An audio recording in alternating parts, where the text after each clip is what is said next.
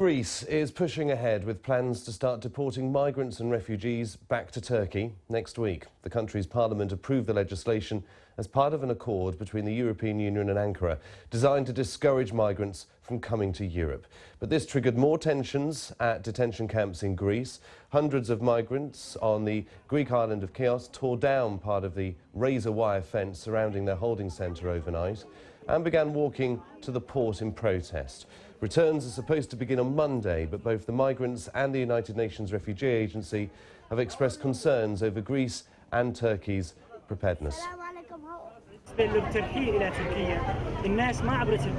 Deportation is a big mistake because we have risked a lot to come here, especially during our crossing from Turkey to Greece.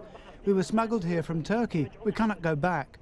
We will repeat our trip again and again if need be, because we are running away in order to save our lives. People here refuse to go back to Turkey. I don't know how they are going to treat us. They are going to deport us forcibly. I don't know. We are not going back. We have families in Europe country. We have kids. Our family is there. Obviously, safeguards need to be put in place before this deal could be implemented in a way that we believe would be legal and safe for people. UNHCR has been very clear about its position on the EU and Turkey deal, and again, we are going to be sending out our legal considerations paper, which is about 9 pages long, which explains very clearly our position about which safeguards, guarantees need to be put in place both in Greece and in Turkey in order for this deal to be acceptable. Well, with me now to get more on the migrants being returned from the Greek islands to Turkey is Gari Van Gulik, the Deputy Europe Director, Amnesty International. Your organisation, in fact, has expressed huge concerns about Turkey's intentions with the migrants once they're returned there. Well, we believe that we have a massive problem if we're going to see mass returns to Turkey, if indeed we've documented, as we've shown yesterday, cases of kids being sent back. We've seen 3 children, for example, sent back to Syria from Turkey. This is only a small part. Turkey is not safe for refugees at the moment, so it's not implementable in a way that's safe. Who's sending them back to Syria? Turkey? Turkey is. So what we've documented is several cases of actually large-scale returns of Syrians from Turkey to Syria. And so Turkey is now deemed a safe country to return masses of people to from Greece. We're saying that's absolutely not true and it's illegal. And isn't it illegal to send anybody back claiming asylum to a country that they are fleeing persecution from and danger? It's both illegal to do that directly, so for Turkey to send people back to Syria, but it's also illegal to send people back to Turkey, to a country where they are indeed at risk of being further sent to Syria. So both sides here are illegal.